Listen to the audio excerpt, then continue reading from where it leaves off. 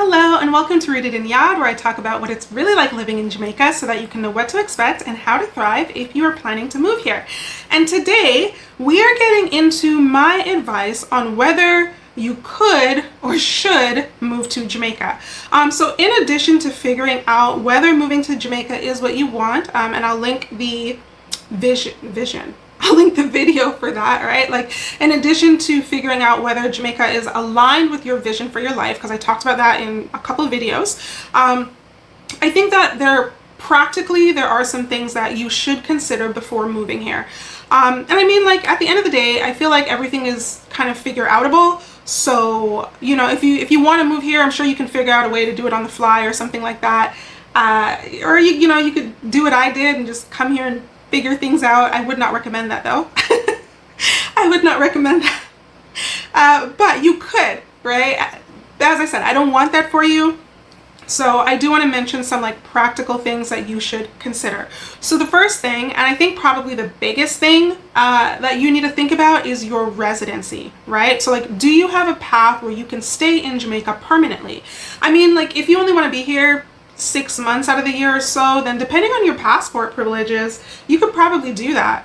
I think, in fact, those from Commonwealth countries can actually stay for like up to 12 months. They maybe just have to apply for an extension.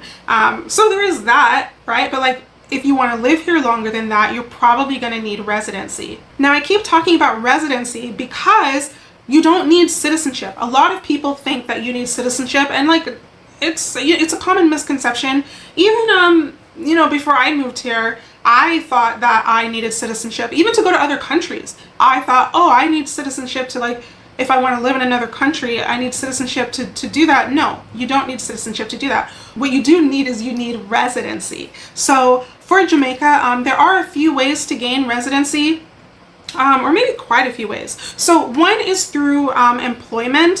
So, and I'm going to talk about residency and citizenship. Okay, I'm going to talk about both of these things, and kind of like, if this is a path for you to stay here. Okay, so as I said, the first one is through employment, and I mean not just working for a company here, but you can also get residency from creating your own company here. I haven't exactly found clear information on the PICA website. PICA is the Passport Immigration and Citizenship Agency in Jamaica.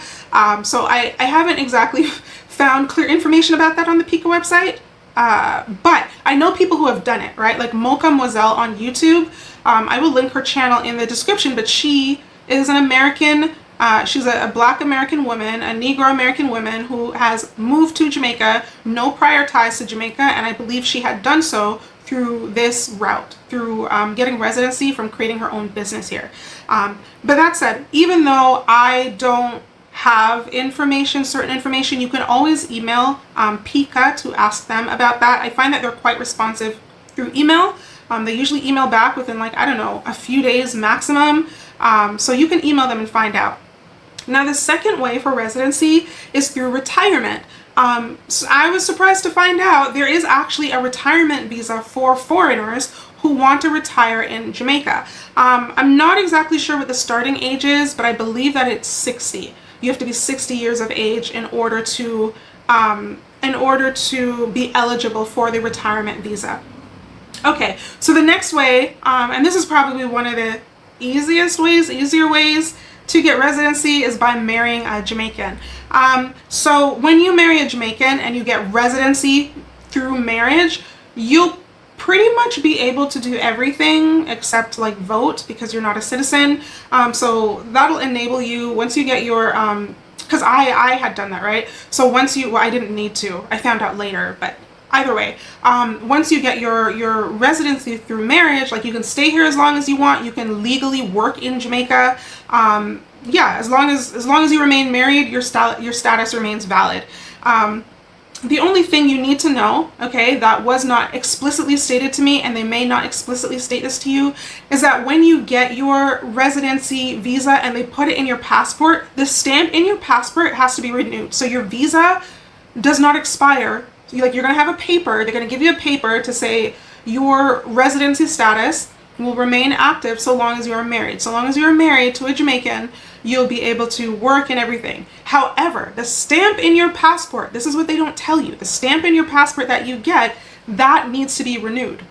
That needs to be renewed, I think every 5 years, 3 to 5 years or something like that. So you'll have to go back to the office and pay to get your passport stamped. The reason you want to get your passport stamped is so that when you're coming through immigration, I mean, I guess you can go through the foreign line if you want, but usually the Jamaica line is much shorter. So it's just a much shorter way to get through.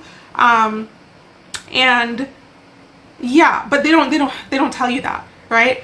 I found out because I came here and showed before I got my citizenship, showed my passport and everything, and they were like, oh, you had to go get it re-stamped. What do you mean I had to get it re-stamped? No one told me this. Like, it has an expiry date there, but I'm like, I don't know what this is for, because my residency will always be active. Like, you can't tell me I'm not allowed in the country. I have legal residency here. But anyway, just wanted to give you a heads up about that you're going to pay for your residency, but then every 3 to 5 years, you're going to have to pay, I don't know, 10,000 or more Jamaican dollars, something like that, to get another stamp in your passport, which is kind of annoying. But yeah, be aware of that, because they don't make you aware of that. At least they didn't make me aware of that. Maybe they do now, but I doubt it. And another way, I think the last way you can get residency, from what I was seeing, is through dependency. So if you are dependent on someone, let's say from foreign, who works on the island, let's say there's like you and your spouse got a job working in Jamaica, right? Like they got their employment through working for a company in Jamaica. You can get residency through them. Now, I don't think that allows you to work in Jamaica, because if you are getting residency through dependency, I don't think you're not supposed to be working. You're supposed to be a dependent, right? But either way, you can still get residency, which I think is I think that's actually really generous, and I think that's really nice that they do that for people like they're trying to keep families together. I think that's really nice. Or you can get residency through dependency if you are dependent on a parent who is at least 60 years of age, who works in Jamaica. So either your spouse, let's say, or your parent, if one of them are working in Jamaica, they're from foreign, and one of them are working in Jamaica, you can get residency through them as well. Which again, I think it's quite generous that Jamaica does that, right? And I feel like they are really trying to take into account the different situations that people have. Okay, now the next thing I want to talk about is citizenship. So residency, like citizenship, you don't have to get citizenship. That's a whole process. Residency is really what you need, but you can get citizenship. There are options for citizenship here, and depending on how you're getting it, it can be fairly easy. So if you are, I've mentioned this in a couple previous videos, but if you are a child or even grandchild of a person who was born in Jamaica, you can actually get citizenship via descent, because you are a direct descendant of a Jamaican. Now, I have my citizenship now through that process. It was super easy. Like, I didn't have to answer like any questions or anything like that. I could literally just apply. I just brought my documents and I could apply, because it's my birthright. Now, getting a passport, on the other hand, that was a whole ordeal, but I got it done. Also, if you have a Jamaican embassy in your country, you can actually apply for both your citizenship and passport there. I would actually recommend doing that, so that you don't have to go through the foolishness that I had to go through in order for me to get my passport. So yeah, if you can, get your passport, your citizenship and your passport before you come to Jamaica. Okay, now the next way to get citizenship is actually through marriage. So I don't even think you have to wait. I think you can apply immediately. I wasn't seeing anything on the PICA website about you having to wait a certain time before applying. However, I don't think that the process is quick. Like, I've heard that citizenship through marriage, it takes like years to apply to get that. Like, it's a lot of paperwork. It's a lot of paperwork, and I think it might be even more than what is on the PICA, the immigration website. I know that for marriage, there is like the marriage residency, there's an interview that you have to do, like you and your spouse. Really funny story. So my husband and I, when we were doing this, we were interviewed. It was really funny, because after we left the interview and we were comparing our answers, there were so many things that were wrong. I think maybe the people gave us a bly because they could see that because what they do, what Jamaica immigration does, is they want to ensure you're not just getting married to someone here for residency purposes, which I don't know how many people do that, but they have their process. They have to follow their process. And I think they kind of gave us a bly because, one, they could see I lived here. I don't know, I would think it's very evident that we were in love, especially in those early stages, right? I mean, it's still evident now, but like, especially then, right? Because we were giddy newlyweds. But then also, while I was there, the lady asked me, she's like, hey, do you have a parent, that's Jamaican? I was like, yeah. She's like, do you know you could have applied for citizenship and you didn't have to do this? I'm like, you tell me this now after I already spent off my money already? So either way, they knew, like, okay, I will be here. I will be in Jamaica. Maybe that's why we got a bly, but it was just really funny because our answers were not at all the same. Like, my husband was like, they're like, oh, what is your partner's favorite food? And so I said, with the way the man loves KFC, I said, oh, KFC. And he tells them soup. Soup? What? What do you mean soup? I've never seen you eat soup like that. No, in real life, he really loves soup. Maybe I didn't know him well enough at that point. Maybe I didn't pay attention, but the way the man loved KFC every 2 seconds, I'm gonna go buy what I see. Anyway, I just thought that was really funny. But all that to say, for residency through marriage, you have to go through an interview process. I don't know if you have to do that for citizenship. I didn't see that on the PICA website for citizenship, but I'm assuming if you have to do it for residency, you have to do it for citizenship. Now, I will say, if you're going to go the marriage route, do get your residency first before applying for citizenship, because you're going to, as I said, the citizenship process takes years. That's what I've heard. Even for marriage, it takes years. For residency, the residency I think maybe took a month or two. It took a few months. It didn't take that long. Like, I had my passport back with the stamp and everything. It didn't take that long. So that's what I'm saying, maybe get your residency first, and then once you have your residency, then you can apply for citizenship through marriage. But just be aware, it's going to be a lot of paperwork. Okay, it's going to be a lot. Now, the last way that you can get citizenship is through naturalization, which means you've lived in Jamaica for at least 5 years. And so this is just kind of the process, okay? This is what they say on the PICA website. In order for you to get citizenship through naturalization, you must have lived in Jamaica for at least 5 years. And when you submit your application, you physically stayed in Jamaica for 12 months prior to applying. And you have to be of good character, meaning like other people can vouch for you that you're a good person, such as a JP, a Justice of the Peace. JPs are used for a lot here, so that's not surprising that one is going to have to vouch for you. But also, one more thing for you to apply for citizenship through naturalization is that you have to put your intention to apply in a daily newspaper twice, and they have to be at least a week apart. Now, honestly, I think that part's a little bit ridiculous, because I'm like, a newspaper? What? And naturalization, why do you want, I'm just thinking of even in terms of privacy, why do I want my name and stuff all up in the newspaper? Like, what, you know what I mean? But regardless of what I think, that is the process here, and at least you have that option. It didn't have to be an option. At least you have that option. So like, if you have a work permit in Jamaica and you've been working here for 5 years, you could actually apply for your citizenship. And again, it's going to be a lot of paperwork. These governments like their paperwork. It's not just the Jamaican government that likes their paperwork. Canada likes their paperwork too. These governments like their paperwork. Now, if you do want more details about like citizenship and residency and what may apply to you, I am going to link the PICA website. Remember, PICA, that's Jamaica's Passport, Immigration and Citizenship Agency. I'm going to link their website so that you can review their site. And then, you can also email them to explain your situation. That's something that you can actually do. Email them to explain your situation, and then kind of ask what path could work best for you.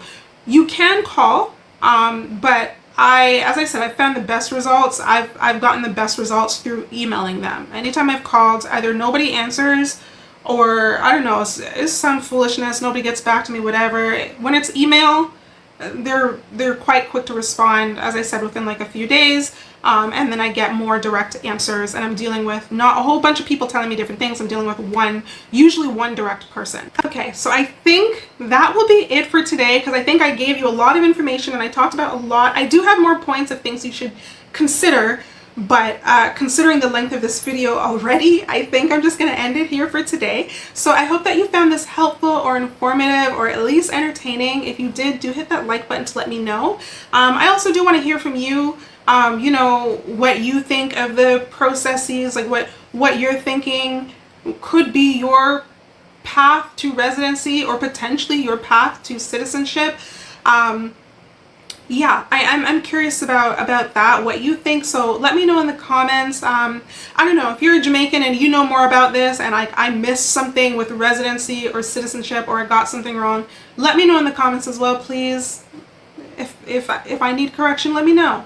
Let me know, because I can only share what I know or what I think I know. I don't know everything. No one knows everything. So I would appreciate, you know, if you have information, go ahead and share it in the comments as well. And if you are planning to move here, or even to visit, okay, if you're, you know, from foreign, you're planning to move here or visit, do get your freebies. I have freebies for you, okay? I created them to give you a head start on things like what to bring, what to expect. And when I say like what to bring, like even I recommended before in one of my videos, there is a solar fan. I do not have it in this, well, I have it in this room. It's like hung up over there.